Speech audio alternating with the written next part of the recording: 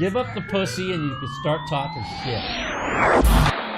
Welcome to the Mouthpiece, episode 20, year 1. Today, we're going to talk about my week that was, and we're going to have a special guest, my idol growing up, baseball legend, Mr. Orel Hershiser, talking baseball playoff, along with your phone calls and anything else you want to talk about this week on the Mouthpiece.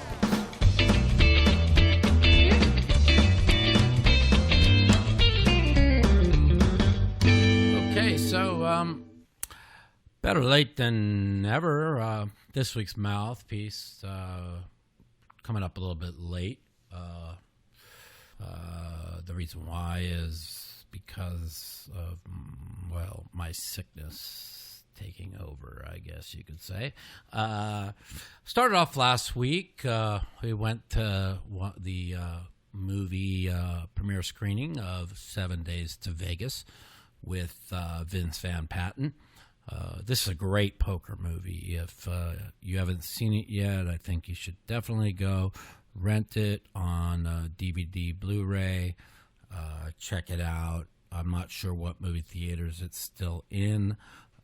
It is a really great poker movie. Very enjoyable. Great plot twist.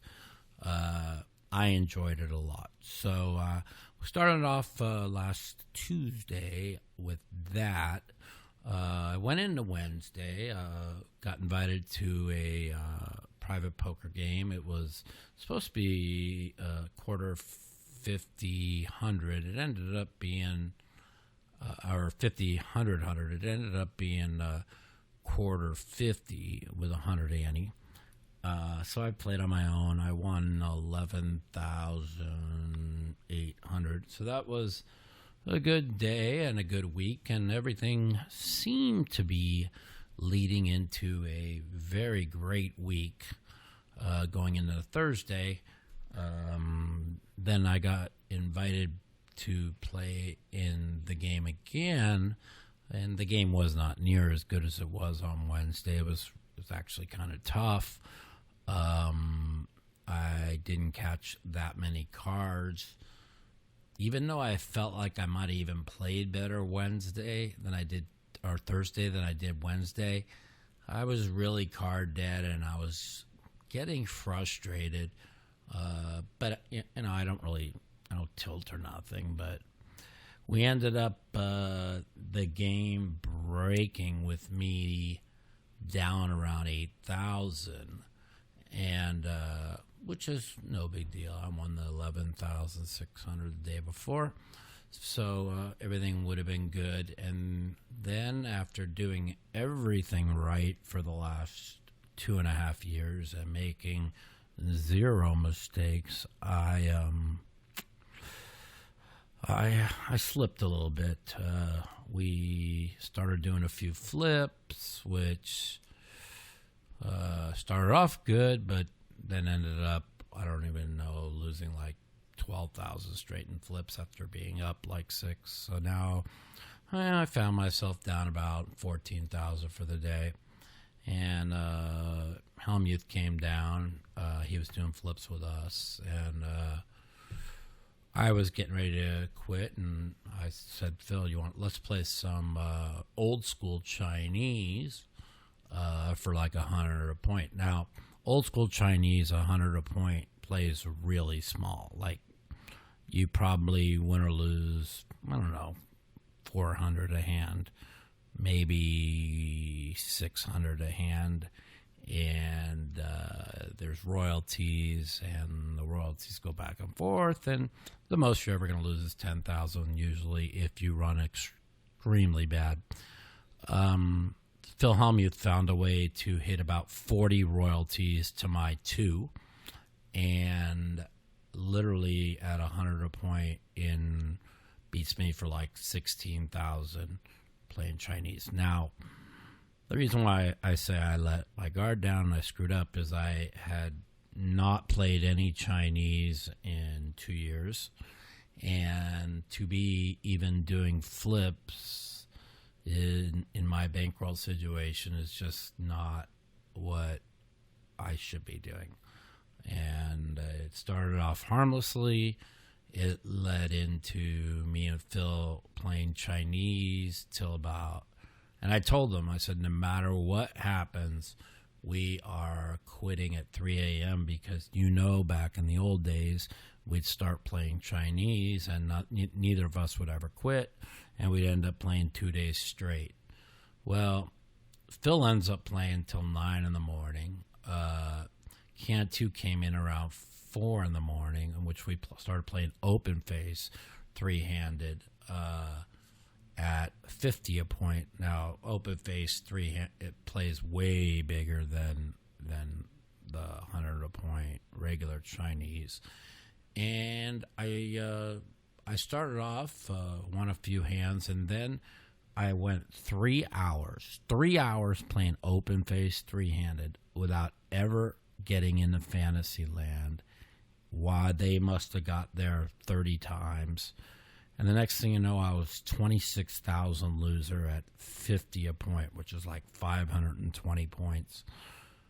And I looked up, and I'm like 37,000 loser for the session. Now, I've talked about it many times. I've worked hard to put my bankroll where I start winning and start paying off everybody I owe, and I have paid a lot, but I am trying to be conservative and not make mistakes.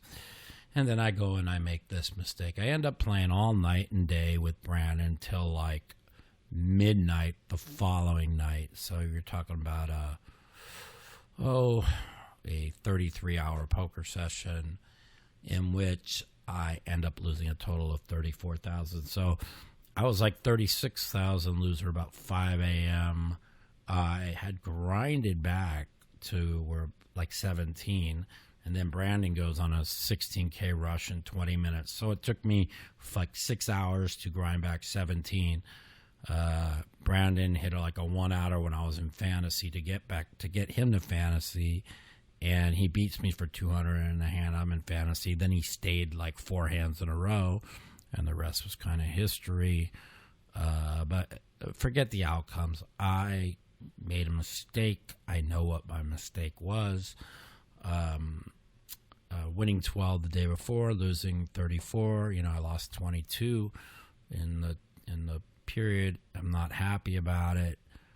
I won't make the mistake again. I mean, I guarantee you I will not let my guard down.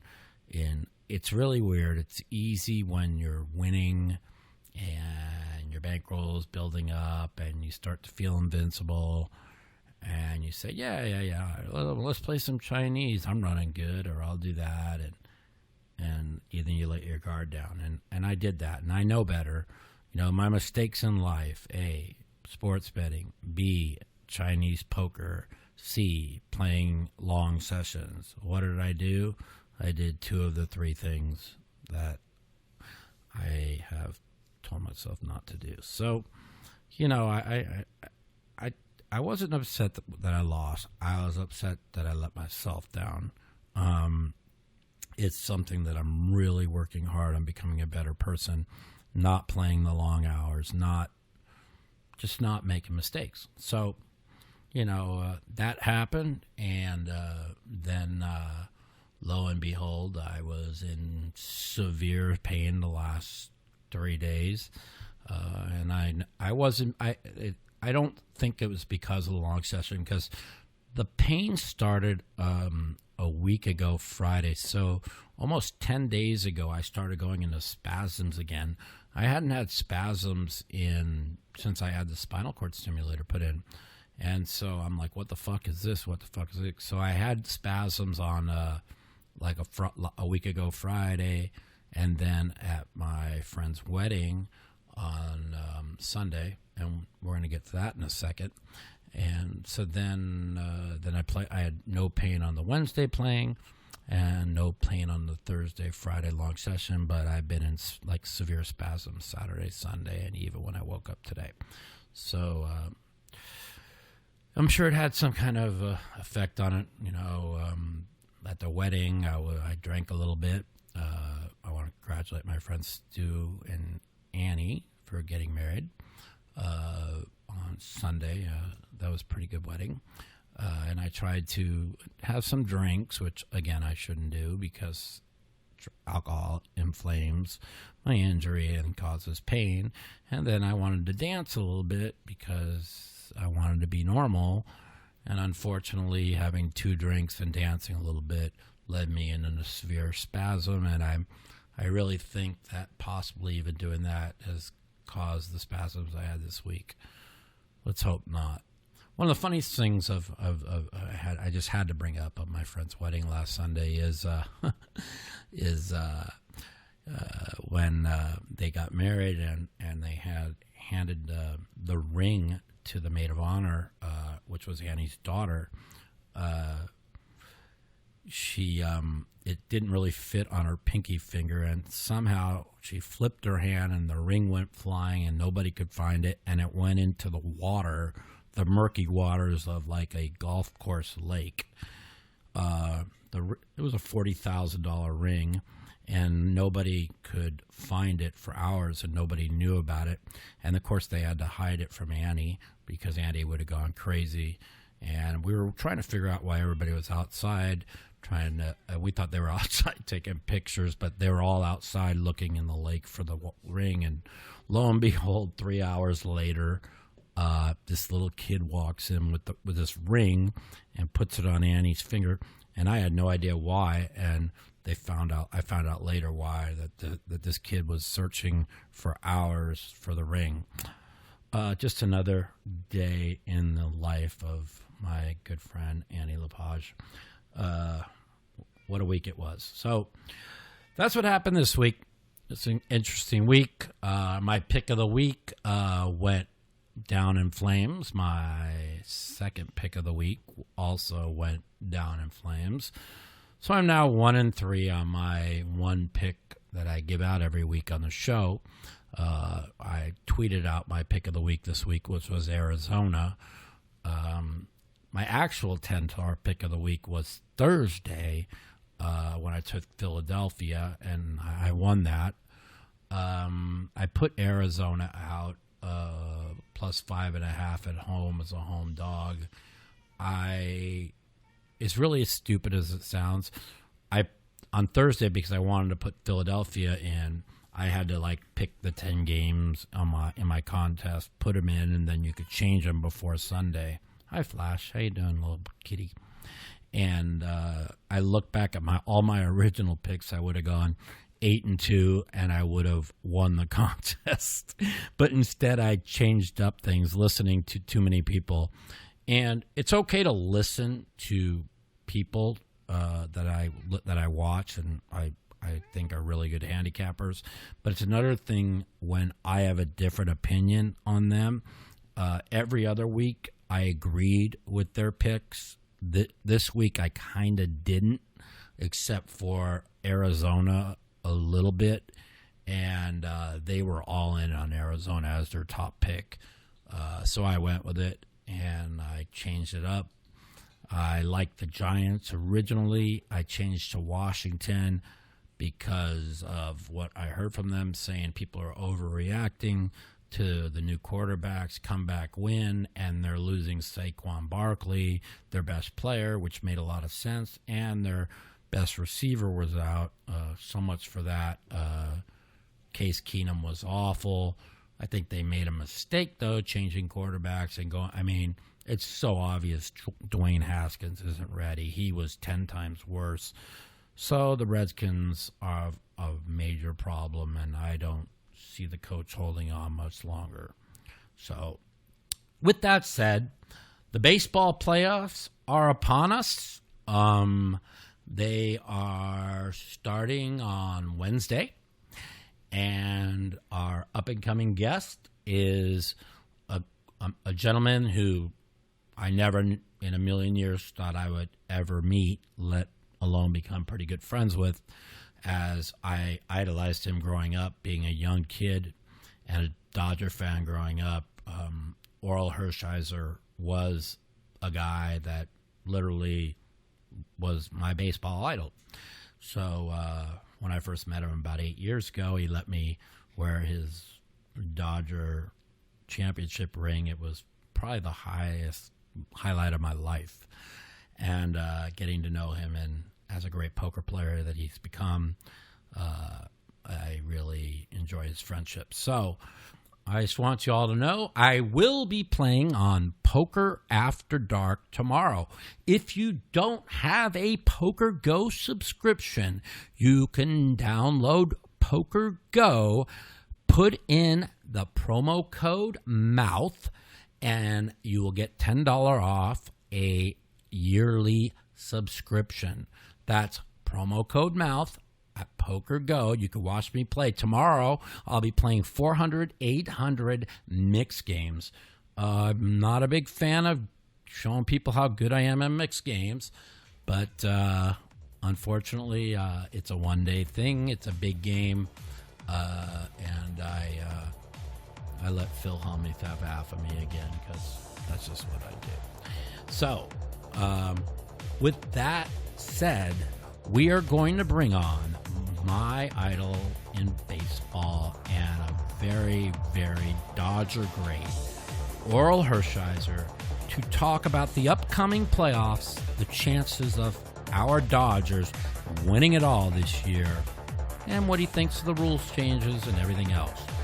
So with further ado, we'll be right back here on the Mouthpiece.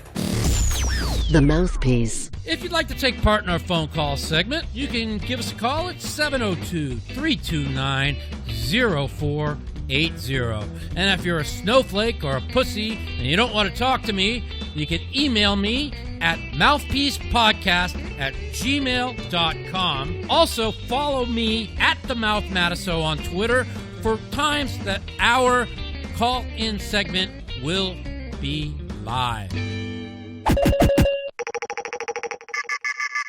Okay, it's time for our favorite segment of the week, our phone call segments, to hear what our listeners have to say. So everyone, let's light up the phone lines.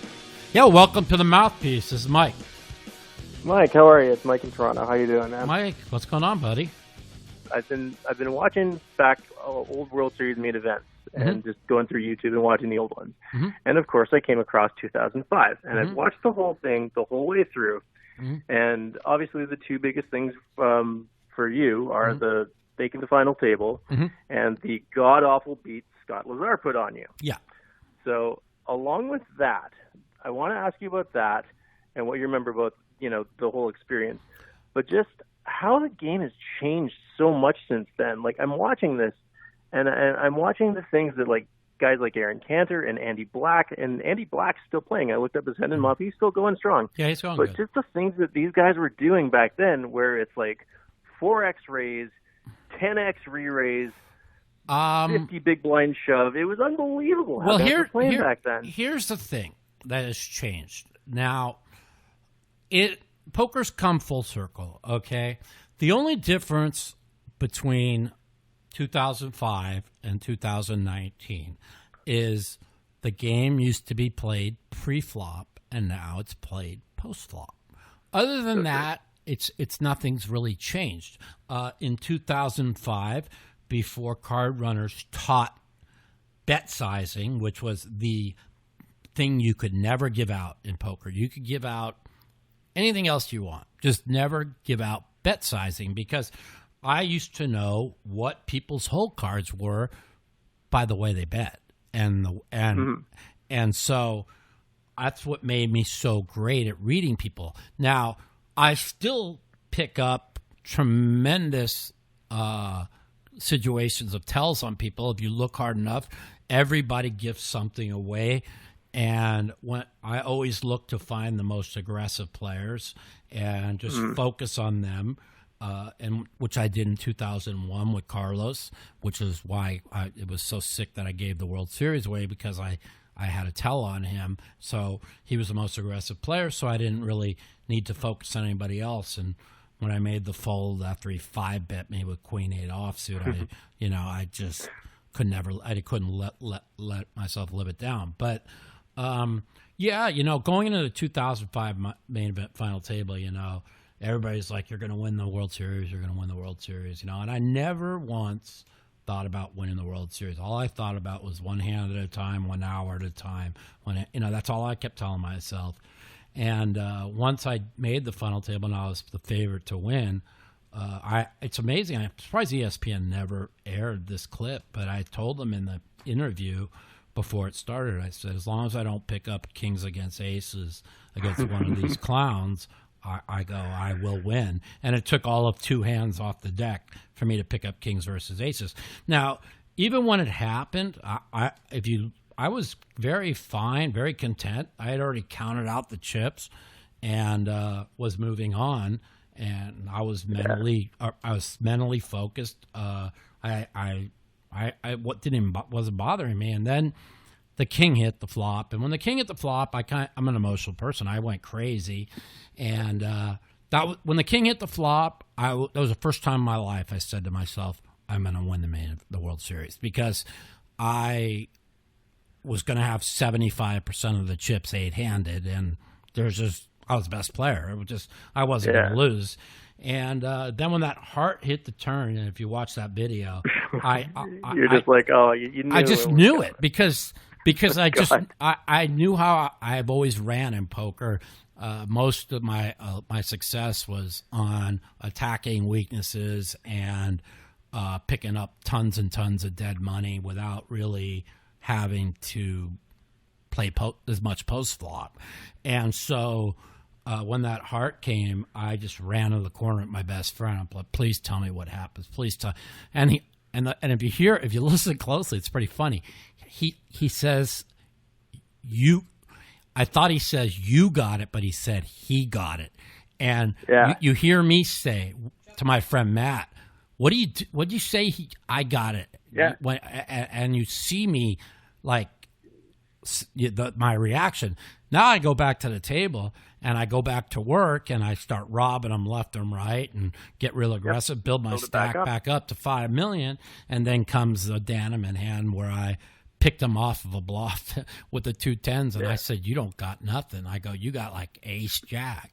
And he had a big tell, and so then I called him. I said, I know you don't. And then I didn't even, I'm still whatever favorite, and then I'm thinking he's just dead to 2 overs, and I didn't realize. Did you have a tell on Daneman? Or did you just big know tell. I had a big tell on Daneman, and I had a big tell on who else? There was one other person on the table. I forgot. But I knew that Andy Black. I knew Andy Black and the guy who won from Australia were the 2 best players. Joe Hashem. Because me and Joe had played a lot of hours together. And the one thing about Joe he understood was just stay out of my way. I stayed out of his way. So, we and same with Andy Black. It's like back then it was a thing of, as long as you're not greedy and picking up all the pots, you're trying to stay out of everybody's way, and you kind of move up the ladder. And then all of a sudden, somebody of the new breed come in and says, "Oh, the right way is to attack the big stack." Well, that lasted for about 2 years. They don't do that now. Back in 2011, that was the crazy Euros were 4-betting and 5-betting. Yeah, all the time that was 2011 when Joseph Chong handed John Racner $1.7 million on a platter. And that was their thing. By him 5-betting, he's putting what's his name to the test. The guy from Canada. I'm so bad with names. The guy who won the World Series. Duhamel, and Duhamel, and that's just. It's really not an easy call with 2 queens when a guy 5-bets you 3-handed and the other guy's short, But it's whatever. It is what it is. But they don't do that now. If you notice, none of them guys are attacking them. Like I was watching some of the stuff from 2005, and I was like, and I'm thinking, like, I've been going through a lot of Jonathan Little videos, like you have recently. He's a good person to go through. He's a great guy. His stuff's fantastic. My cash game has been so much better since I went through his cash game masterclass. It's terrific. Range analysis and GTO play is fantastic. As a basis, but obviously if you don't take into consideration, game flow and your opponent's styles and and ICM and stuff, like you're not taking everything into consideration. If you're just basing it strictly on just range analysis, and then that's it. That's all you go with. Yeah, you're just limiting what you can do. And that's where Jonathan said on my show, we talked about. I said, well, this is what I do to exploit those players. And I said, how do you combat that? You know what I'm saying? And there really is no answer to that. And I know how to exploit a GTO ICM player. It's pretty easy, actually. You just do you re-raise a completely different amount than they're used to, or whatever you do differently than what most people do. So if your style changes differently than what most GTO ICM players are used to seeing, they actually don't know how to react to it. And like I said, if you heard that podcast, we talked about, how people used to open for 2X, and it was always correct to defend in the big blind with any two cards. And now the good players have realized that, and they're opening 3.5X, where it's not correct. God, we're going back to 2005. Well, because you're playing so deep. That's the thing. And a lot of players have not adjusted, and they're defending the big blind where they're not supposed to. And that is a lot of the things that the good players have adjusted to, and you heard that podcast review, and if you want, you can go back and listen to it. To me, I've had some great podcasts, some great guests, and the one with Jonathan Little, I never thought it would be, was I thought my best podcast I had, because I learned a lot, you know what I'm saying? And I am not a GTO ICM player, but I'm learning it not to put it into my game. I'm learning it so I know what everyone else is doing. Because if you read as well as I do, or Phil Hellmuth does, or Daniel does, I just don't think you don't need to put it. Now, Daniel's put it into his game, but it a lot, which has helped him in ways, but he's still one of the best readers in poker. And I mean, that's why I have so much respect for Brent Kenny. I mean, when you bring up GTO ICM, he laughs like, fuck no, I just play by feel. And that's what I do, So it's real easy to play, like that. So anyways, I got to go. I got another call. I appreciate the call, Mike. It's good to hear from you. Thanks, buddy. And we'll keep in touch, man. Tell all your friends listen to the show. I appreciate it. Absolutely. Hope to see you at the Knights game in October when I'm there. You got it, buddy. Take care. Bye-bye. Cheers. Bye. Yo, welcome to the Mouthpiece. This is Mike. What's up, Mike? How you doing tonight? Good. Who's this? My name's Todd, calling from Tampa, Florida. Hey, Todd. How's it going, man? Anyway, I was calling, man, to tell you, Mike, I've been watching your sessions lately, and I've been playing poker now for about 20, 25 years. Right. I'm 45. I started young, and I followed your career.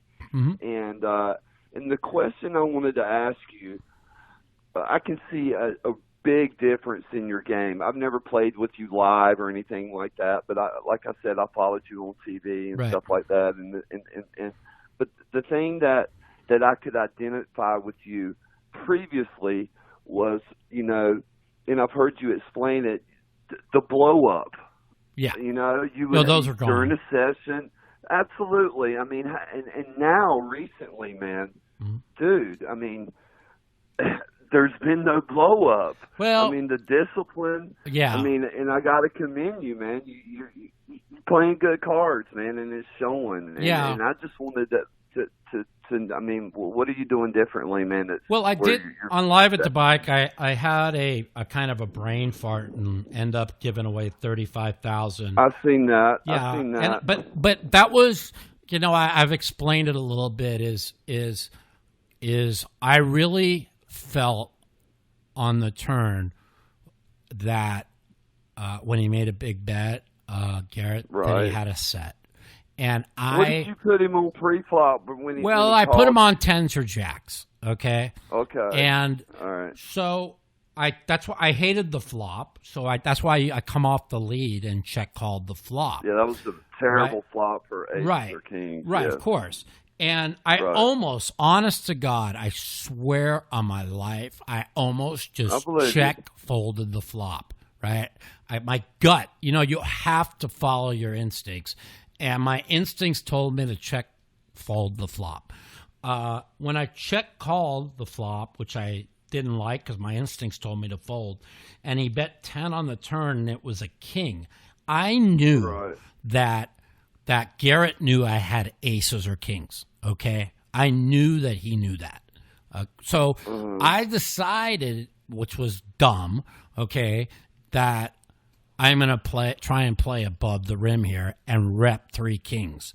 Now, I am 1,000% sure that if he didn't have a straight, he's going to fold a set to me when I check raise the kings. Gotcha. When he moves all in, I had already now put in that extra 20,000. I'm like, well, now I'm just committed. You know what I'm saying? Yeah, And, exactly. and Yeah. if you hear him, he says run it once because he was convinced I had 3 kings. You see what I'm trying to say? When he doesn't, he doesn't think I have a 1 pair hand, or he's not going to say run it once. You know what I'm saying? He has a straight, and he doesn't want to run it twice. He knows. So my thought process of thinking above the rim was correct because he thought I had 3 kings. I mean, he told you basically afterwards that he thought I had 3 kings, which was Right. what I just should have followed my gut on the flop, folded it there. When the king rolled off, I was folding, and then I decided I'm going to get cute and rep 3 kings, knowing I know Garrett and my image. My image is, I just don't put big chips in without it.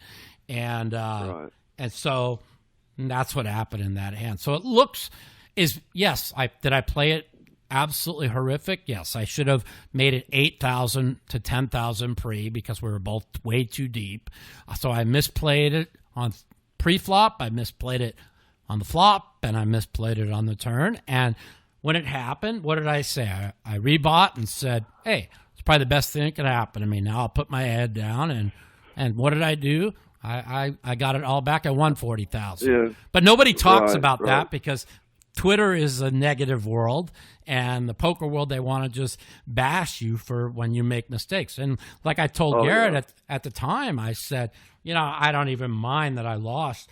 I said, but I'm going to just be punished on social media how poorly I played the hand. And Garrett said to me, he says, who gives a fuck what they think? Everybody makes mistakes. Exactly. And he's right. Yeah, so but overall, you got rewarded anyway for Right. playing good poker in the long run. You know Yeah, what I mean? and That's- if you watched all the shows I've been on, I have been the best player in the game in every show, or the second best player. I mean, I've been playing great. Oh, without a doubt. So- Absolutely. And I know it. Yeah, And even I agree. like even the I hand agree. against Cantu, right? I have a tell on Cantu. You're and- a little like, I hate not seeing you be able to pull the trigger though, man. But Yeah. that's just playing, playing a little aggressive tight, I would think. Yeah, but I pulled the trigger on Cantu because I have a tell on him. That was sweet. And that's when Phil went crazy thinking I'm giving away my money, and I'm like, Phil, you just don't understand. I have something on him. So instead of people rewarding me for how great I played, you have Phil ripping on me, you have Sean Deeb saying, "Oh, that's why these two are broke all the time. You stay broke," But I'm telling you, from the bottom of my life, I knew Cantu had nothing. I actually thought he had like 8, 9, or at best like 9, 10. You know what I'm saying? I just didn't even think he had that. I didn't even think he had. I knew he had nothing. And so Right. I pulled the trigger, and I picked up 18,000. The old Mike would have checked and probably folded, with one to come if I thought I'm not getting the right price to call. So I was real proud of myself for going with my gut there. And even the aces hand, I was right. He would have folded a set. He just so happened to have 6, 7 and a straight. So it's all good, man. That's it. You seem like you're in a good place in your life, man, and I'm gonna be pulling for you. Yeah, man. I am. I'm in the best place I've been in maybe in my whole life. So hopefully I'll stay there. Good, Mike. I appreciate the call, man. Best of luck to you, man. Thank you. Good luck on the podcast. You got to tell all your friends to listen. Right. Take care. Bye-bye. Okay. All right, buddy. Welcome to the Mouthpiece. This is Mike. Hey, Mike. Just wanted to let you know, thanks for taking the call. Yeah, who's this? Just wanted to let you know that I wanted to give you compliments over the last many months and what you've done with the podcast and blogs. I appreciate Never really been a big Matusow fan, but you definitely turned me around in the last couple of months. Thank you so much. A lot of people in the poker world that don't really know me. The poker world knows me. They know I'm a great person, a good-hearted person, and I'm very well loved in the poker world. But a lot of people don't know me. They just see what they see on TV, and they don't really understand me.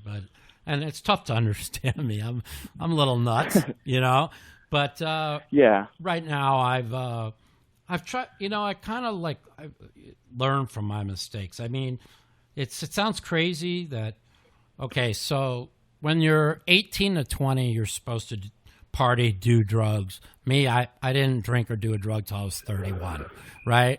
So then, my 31 was everybody's 20, and then I didn't really grow up. I still haven't grown up, but I've matured a lot once I got in. When I got sick and the last 4 years of what I've been through, and it kind of changed me and made me realize what's important. And that's what I've done the most, and that's why I'm writing a new book that hopefully I can get out by the first of the year, which is called Poker, Pain, and Politics: How All Three Changed Me to Become a Better Person. And that's not to say that what side I'm on in politics. It's the fact that because I never cared about anything but what was on the green felt, it opened me up to caring more about others, wanting to make a difference in life and help people out, and which way I can with my platform. And so that's where the politics comes into the book, and then the pain is the 4 years of pain I went through. And so it should be a really good book, I hope. So, that's... very nice. I'm looking forward to it. Definitely check it out. But I do agree that, what you see on TV's kind of made you out to be, in lack of a better term, a villain. Right. And I think what you've done with the podcast, and I love the skits too, has really done well for you to personalize you and make somebody that people can relate more to than somebody else's edited highlights. Yeah. I have a couple more skits we're getting ready to do that are going to be really good. One's a poker skit. I've got an amazing political skit that I'm putting together for 2020, where it kind of makes fun of both the left and the right, because you have to. You could have your ideology or whatever, but you have to be objective, and I feel that you have to have dialogue in both ways and try and appreciate what people are saying either way. So couldn't agree more. Yeah. So I appreciate the all call. Right. Well, and tell all your friends listen to the podcast, and I appreciate it very much. Absolutely. Thanks, Mike. You have a great night. You too, my friend. Take care. Bye. All right. Bye. The Mouthpiece. Okay, everybody. So we've got ourselves our first sponsor on this show. Their name is MyBookie, and they're a very reputable company. They have blackjack, craps, roulette. They have all kinds of other casino games, as well as tons of sports betting for all you degenerates out there. So do me a favor. You listen to the show, go visit mybookie.ag. Put in the promo code Mouthpiece. That's mybookie.ag, promo code Mouthpiece. And you get up to a 200% bonus up to $1,000. So you spin, you win, get paid only at MyBookie. Up to $1,000 bonus. That's MyBookie. Enter promo code Mouthpiece. Thanks, you guys. I appreciate it, and I appreciate them supporting the show. Welcome to the Mouthpiece, my idol and great pitcher, Mr. Orel Hershiser. How are you doing today, sir? Doing great. Doing really good. So, we're pretty good friends, and we've talked many times. And Yep. as you know, I'm like the biggest Dodger fan in the world. I ask myself, what is a great thing that I really want to ask Orel, and is during the streak of 1988, what was going through your mind as you probably heard this question a million times as the streak was, as you were going to break it? Well, the whole key to the streak was we were struggling as an offense, so a run had a huge value. So at the beginning of the streak, it was about pitching well and trying to win because we were in a pennant race and trying to win the division. But after the streak got going and we still needed to win, but the offense continued to struggle, it was like, even a leadoff double, I'm trying to secure that and not let that become a run. Right. As it got beyond, let's say, 35 innings, it started to get about, like, I can throw one more sinker away. I can throw one more curveball in the dirt when I get ahead of somebody. Can my defense continue to play good defense behind me? Because I wasn't a strikeout pitcher. Average maybe 6-7 strikeouts a game, but I was a ground ball contact pitcher, and I went for the strikeout if I needed it. So I had to have good defense behind me. I had to make a lot of good pitches, and the last couple games is where the pressure really mounted. The pressure mounts when all of a sudden, the media's following a little bit, and you've got a chance to do something really special, and you've got Don Drysdale as your announcer on the team whose record you're chasing. So I never really thought I could break it, but I thought I could maybe throw one more scoreless inning, and those continued to total up.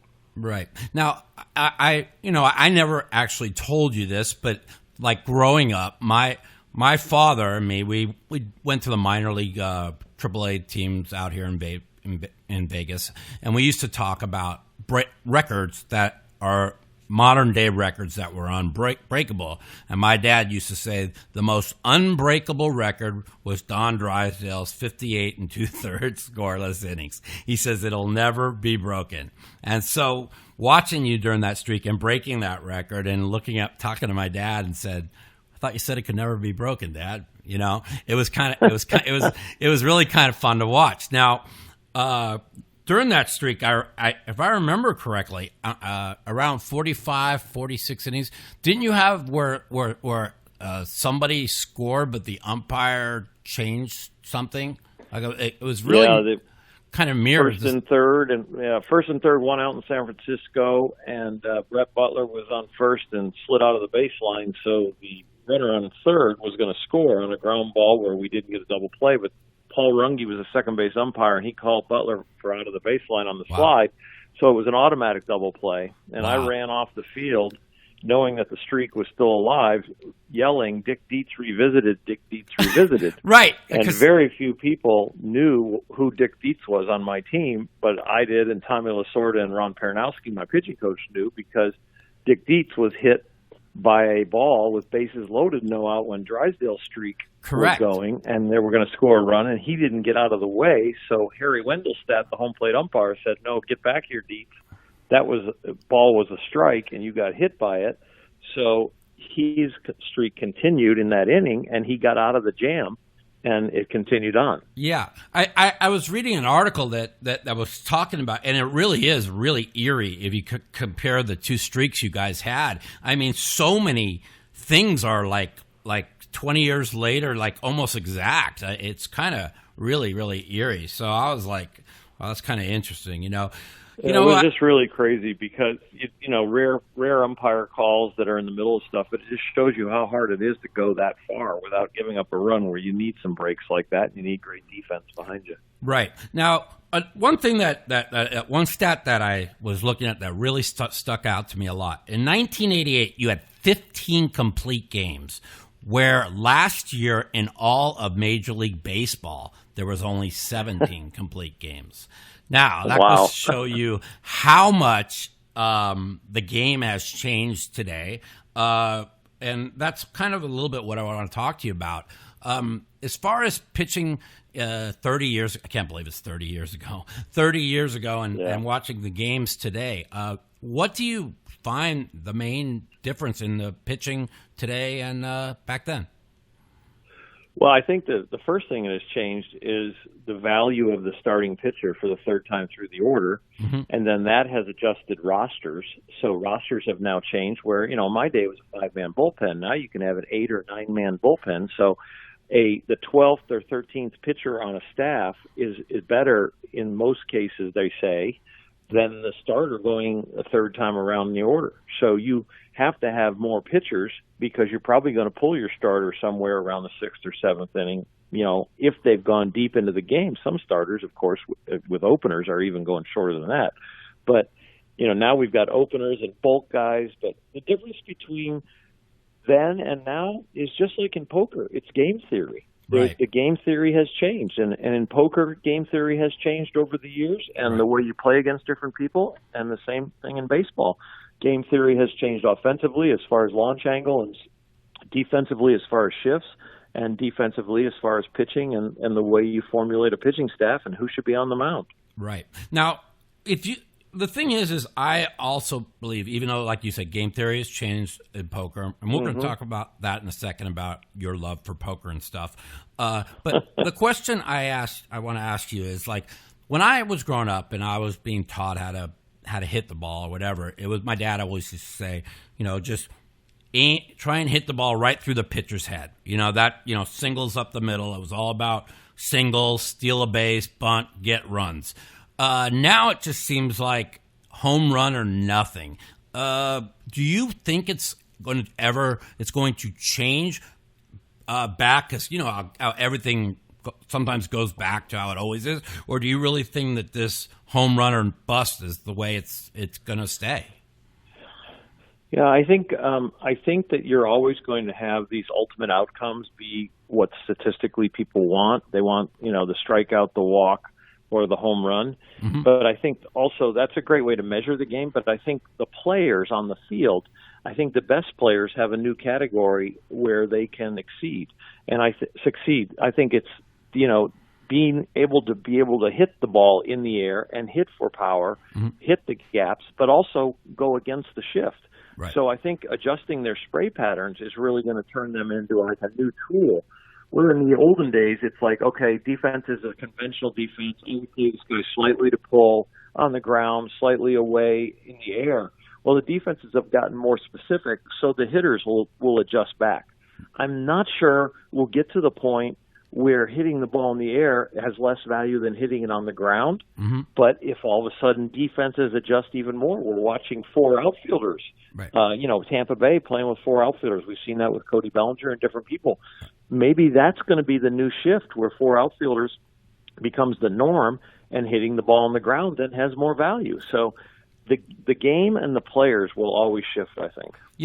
And that's another thing. I look at these shifts and I say, I remember the days where even when I played t-ball, it's like they always taught you how to bunt, and you as a pitcher, you were one of the better hitting pitchers, but I mean, you always had to know how to bunt. And I just don't understand when they put these shifts on, why doesn't everybody just start laying a bunt down and taking their free base, What's your answer to that?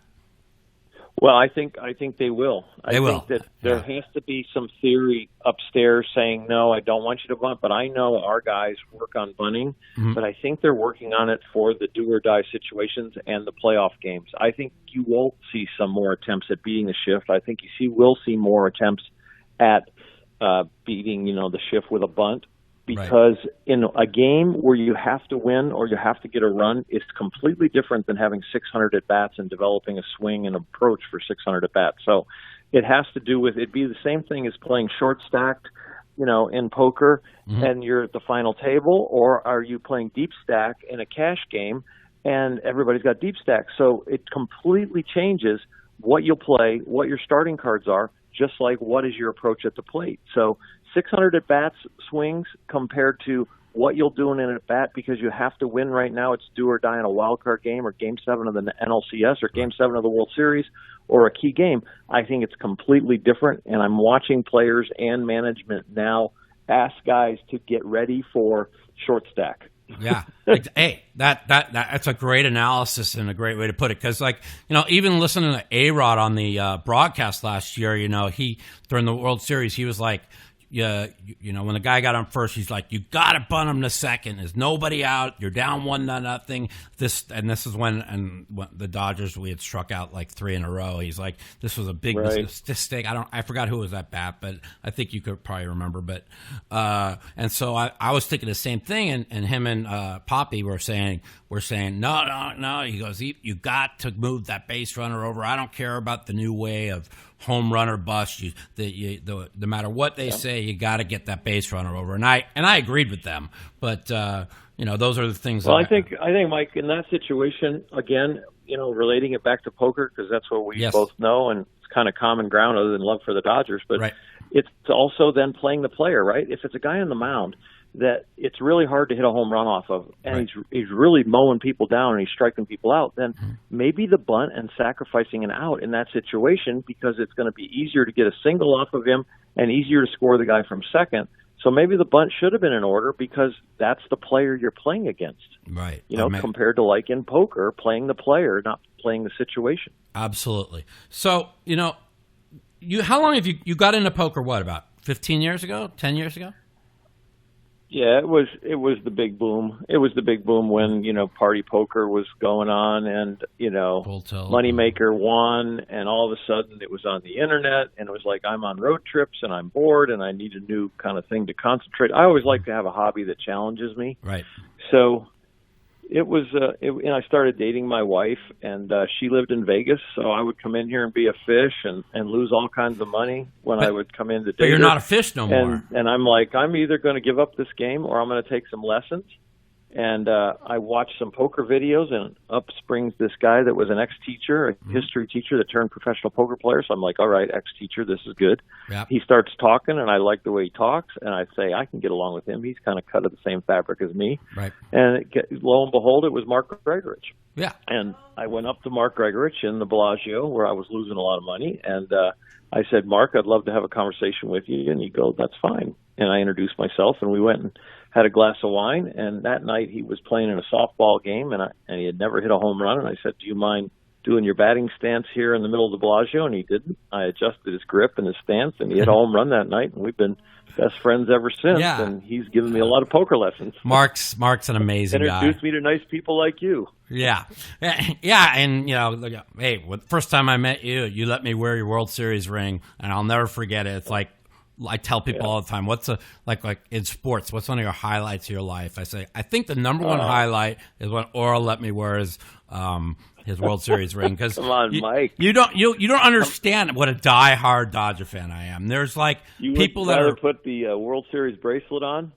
Well, yeah, sure, whichever one you want, man. That'll be. I'll let you wear my NBC head up ring. That was pretty good too. So yeah, I like that. Since I played in that tournament, I'd like to wear that ring. That was so. I was wondering, like in 1989, after the big year you actually had basically statistically wise the exact same season. I mean, you had the same amount of strikeouts. The ERA was the same. Yet you guys went 15-15 that year instead of 23-8 the year before. That was because the offense was struggling so much. Yeah, it was. I actually thought I had a better year consistently in '89 compared to '88 because '89 didn't have 59 scoreless. So I think my ERA was like 0.3 higher. Yeah, it was. And the innings were close and the strikeouts are close. And I'm like, okay, without 59 scoreless, my ERA is really in a better place. But I think, Cy Young wise, I think a reliever won it. Davis from San Diego won it that year. And I went like I was 15-10 going into September, and the joke in our clubhouse during my starts was that my team was trying to break my scoreless record. So our offense wasn't real good. So I think I did go like 0-5 with like a 1-2 or some crazy ERA in September. You did like the pitcher from the Mets last year. What's it? Yeah, I mean, if sabermetrics would have been in, I might have won another Cy Young, but through the statistics and the WAR and all the other peripheral stuff. So it was a good year. It was just a tough year for our team and a tough year for us offensively. You got to remember the year before we win the World Championship, our MVP, Kirk Gibson, I think he didn't have 90 RBIs. No. And Strawberry had like 110 and didn't win the MVP. Gibson did because of his impact on our team, which he deserved, but it wasn't a big offensive team. It was a pitching and defense and park team. And if I'm not mistaken, I mean, like Mickey Hatcher went off in the postseason. He could have been the World Series MVP instead of me. That's what I thought. Yeah, he met Mickey Mantle at a restaurant in New York when we were playing the Mets, and he goes, Mickey Mantle says to a guy who's hit like 5 home runs the whole year, he goes, "Look, you can't be called Mickey and not hit home runs." So Mickey gets into the game a few more times than normal in the regular season because we had some injuries, and he's hitting home runs in the World Series. I think he hit 3, and he hit 5 like all year. Yeah, it was incredible. Inspirational stuff from Mickey Mantle. So, touching a little bit off on baseball a little bit. So we know this is the year of the home run, and I know it has a lot to do with the changing of the baseball. We talked a few years back about when they got rid of PEDs, and we also talked a little bit about how a lot of players that didn't do PEDs, they did greenies. They were, because it was so hard for these batters day in and day out to basically produce. And now all of a sudden they changed the baseball, and and now the year of the home run is back. Comparing. I bring that up because comparing, let's just say, what I believe, as much as being a Dodger fan, I hated Barry Bonds. I hated his guts, but I also feel like he was really treated unfairly by not being in the Hall of Fame.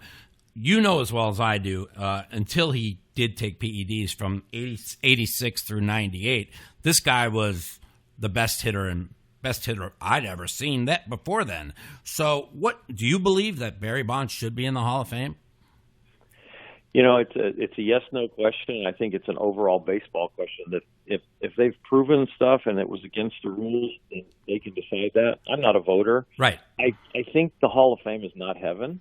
Mm-hmm. So I think baseball has to decide at what point are we looking at, rules were broken, you can't get in the Hall of Fame, or rules have changed and it's okay. Exactly. So I really have a tough time now. As a player, I was disgusted by it and fought behind the scenes to get PEDs and greenies and everything else, but I wasn't going to blow up our game. I was fighting behind the scenes. I wasn't like Canseco. I wasn't going to come out and write a book. Right. Because also you have teammates that are dabbling in that, and you know it. So where is the fair field if you're going to, say, hey, these 5 teammates are breaking the rules, and these guys over here on the opposing team, and I'm getting lambasted out here with my concave chest and no muscles. And so you don't know really where to go other than go to the powers that be and fight behind the scenes. I think it's good that the game got cleaned up, and if the powers that be now want more offense, they're getting it from the players with the launch angle. They're getting it with adjusting the baseball and making sure the core of the baseball is in dead center. They lowered the seams maybe a little bit and made it more aerodynamic. And I think we're definitely seeing the uptick in the home runs because of the baseball. It's not because of what's going on with the players. Of course. And so that was the point I'm trying to get against. Because I remember 1990 when Jose Canseco was dating Madonna. The fans were throwing needles at him in the outfield, going steroids, steroids. So everybody knew that what was going on. Baseball knew what was going on. And because of the big home run chase of 1998 between Sosa and McGuire, it took baseball from the strike of 94 or 93, whatever it was, to new heights. And then all of a sudden they wanted to destroy the people that brought baseball back to new heights. And I just feel if now that they've changed the bait, what's the difference between the guys playing that did the PEDs or greenies or whatever, and it's well known that Babe Ruth even did greenies back in the day. Now you have a different baseball, and now the records are going to be broke. See what I'm trying to say? There's a real tough. I know exactly what you're saying, but I'm going to go next level with you and just say it's apples and oranges, but they're both fruit and they both taste different. Right. So it's like I understand why you're in the flavor range and you've got the flavor of the thing, but it's going to be really hard to then start dissecting generations and problems in the game and saying, okay, all of a sudden. So maybe the bottom line of your argument might be that just go by stats. The game has problems. The game has differences from every generation to generation. There were probably people doing steroids prior to the steroid rules coming in. Absolutely. That benefited, and there are probably even people prior than that generation that were probably doing it or doing something out of the ordinary that 100%. the league didn't either care about or the league didn't know about. Correct. Scuffing the baseball, throwing the spitter. The strike zone was different for certain pitchers because they tipped umpires. Ownership took care of people. Who knew? Every generation has its issues. And maybe the ultimate logical, as you spiral it back down, would be just go by stats. I agree. Now, I'm going to ask you one other question. But the problem with stats, Mike, is there's a problem with stats, because the strike zone has changed, the ballparks have changed, the ball has changed, everything has changed. So it's like, then do you go stats by generation? And then how do you separate generations? I mean, this is like Pandora's box. Correct. And that's why when you just brought up a good point, that was going to be my next question. The strike zone has changed. Okay? There's rule. The rules are a strike is from the knees to the letters and over the corner of the base. Am I correct? That's correct. That's the rules, right? I haven't read the strike zone rule in so many years because I just go by that's actually considered the rule. So, are you somebody that would be for keeping your umpire behind the plate because for calls at the plate or whatever, but going with a computerized strike zone? Yeah, the whole key to the computerized strike zone, which I am now for, but Me too. I am for because I want it to be consistent, and the fan has immediate information, and so that it should be immediately accurate. So I think it's unfair to the fan to see a ball called a ball, and it really registered as a strike, and it's unfair the other way, too. We take 1.5 to 2.5 minutes to get a call right on the field, and now we could get a call right with the strike zone in 1/4 of a second. Correct. I mean, now, the problem I have is you have to be able to adjust the strike zone for Aaron Judge compared to Altuve. Right. You've got to be able to adjust the strike zone. Unless you say in the game that the strike zone is this big and this is how big it is no matter how tall you are or no matter what kind of batting stance you take. You could say as a game, this is the strike zone. Right. So it is another way of adjusting ballparks. You could give a bigger strike zone in Colorado electronically and a smaller strike zone in pitchers' parks, and you could adjust. So there's so many ways, as you know, and as we play, again, back to poker, mixed games and all the different rules you can play. You can do anything you want with baseball, or like they do in football, or like they do in basketball, the 3-point line and everything that 3 seconds and the widening of the lane and everything. So games can be adjusted. Well, see, so this is my idea, and tell me what you think of it, okay? Because everybody, like you said, the Aaron Judges are bigger.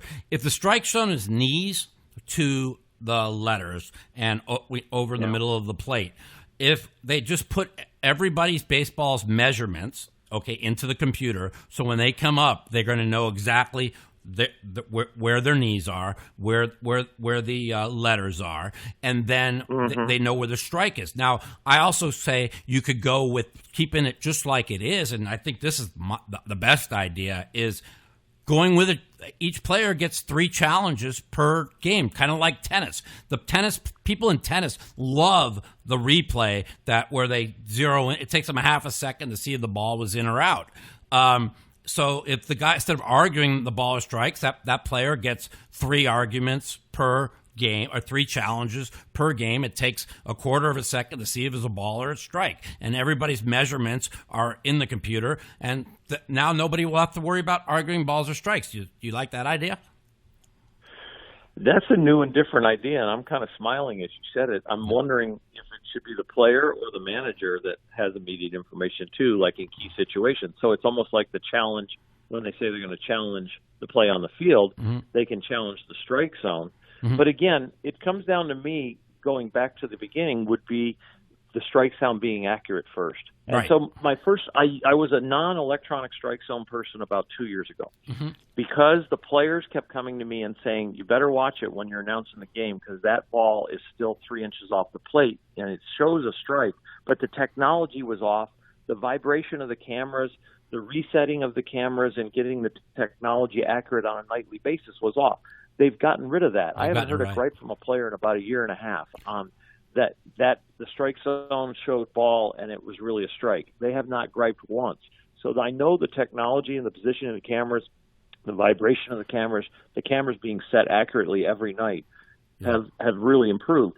But we also have to get what you said about the height and getting a guy registered, or is there one consistent strike zone for everybody? But it's very interesting that you say about the challenges. That would be a slower way of adjusting to the electronic Yeah, and it's strike so zone. popular in tennis. Like when the guy raises his hand, and then that means a challenge, and then in less than then the fans all start clapping, waiting for it to come up on the big screen. It comes up as a big screen as a strike, and it's overturned, or vice versa, and everybody, the fans will go crazy. And I just think it's just the perfect idea to put that into baseball. The interesting thing is everybody, number of challenges you start thinking about free per player might be too long.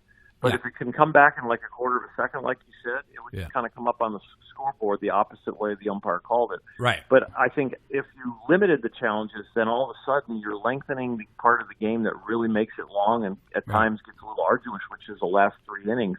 Because people would save their challenges for the 7th, 8th, and 9th when it was the biggest moment. Which is fine. That's kind of like what they do in tennis. They'll save it for late in the set. You know what I'm saying? Yeah. Or so that that's fine, but it just wouldn't be hard to measure every baseball player's knees to the letter. They'll know exactly where each player's strike zone is because of when they get in the box, because the computers will have all that. So exactly, that was my idea. So, anyways, I like it. I want to talk about that. So now we look back with the playoffs coming up. Okay, we know that. We ask ourselves, will this be the Dodger year? And what is your opinion in the day of the home run, where you still have basically 3 pitchers, well, 2 for sure, that are completely dominating, like a 36-year-old Verlander or Cole with Houston, and even our Clayton Kershaw is still pitching great. So, what's your opinion? Well, I think in the playoffs, again, related back to poker, I think it's more like final table play compared to early play. I think early play is the regular season, and I think final table play is kind of the playoffs. Can the best players win in the playoffs? Yes. Can a non-dominant player win at the final table? Yes. Because he all of a sudden gets good cards, and who gets hot. So the shorter stints relate to starting pitcher getting hot, or 2 starting pitchers getting hot, maybe 2 or 3 relievers getting hot, and then you don't even need an offense to get hot. Then you might be able to get through it with a couple of key hits here and there, and all of a sudden you're winning these short series. But there's no way you would win a whole season with that. And the reason why I ask is also because I'm. Because the Dodgers lost the last 2 World Series, that's why you asked. That, and I want to know. I mean, I don't want to get ahead of myself, but you better get ahead of yourself, because I got to go to the ballpark and announce this game. I got 2 minutes. We're going to get this over with. You got 2 minutes left. Way to go. You got it. Bottom of the ninth. Bottom of the ninth. What? I don't think there's a threat to us, the Dodgers, in the National League. We talked a couple weeks ago in L.A., Washington, but they've fallen off. They seem like they're back to their early season struggles with everything. But who knows what's going to happen? Yeah. I really think I might be wrong, but it's. I think on paper you're right, but we still got to go play the game. Exactly. I'm looking like the Dodgers in Houston. If it ends up the Dodgers in Houston, do you think? We have what it takes to win it against them? We definitely have what it takes to win it. But if I was announcing in another city, I'd probably say we definitely have what it takes to win in that city. And I think that's how close the playoff races are. Right. And I think that's what the Dodgers have really worked on all year. They have worked on the edges of the game. They've worked on the situational hitting, which they're much better. They're 2 out 2-out, 2-strike hitting with runners in scoring position is improved. There's a lot of those peripheral edgy numbers, their defensive accuracy in the shifts and what they're doing. And so they are really working hard on finding those edges all throughout the regular season. Even though in the regular season they could probably overpower people and not concentrate on that stuff, they've concentrated on it to get ready for October. And I've noticed that too. And the one last question I got for you is, yeah, buddy. Kelly Jansen's been really struggling. Do you feel like that might be something that could hurt us in the playoffs, or is the manager prepared to go a different direction if he keeps struggling? Yeah, I think that if Kenley was the ultimate closer on our team right now, and that's the way they were going to go no matter what, and he was struggling, I think it could be an Achilles heel.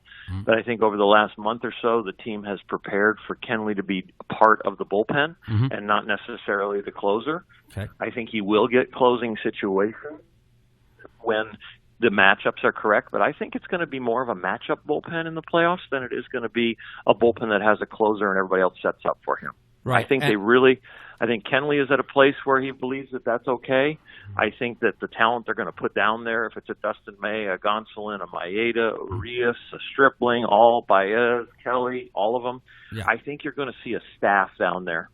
And I think that's going to really help give them an edge that's going to remove that Achilles heel. I felt the same way as far as our late relief. I feel like we have enough players that have been like 4th and 5th starters that they might end up throwing into the bullpen, and we have a big 3, and just like Houston does. So it's going to be fun. It's going to be interesting, and I'm kind of looking forward to it.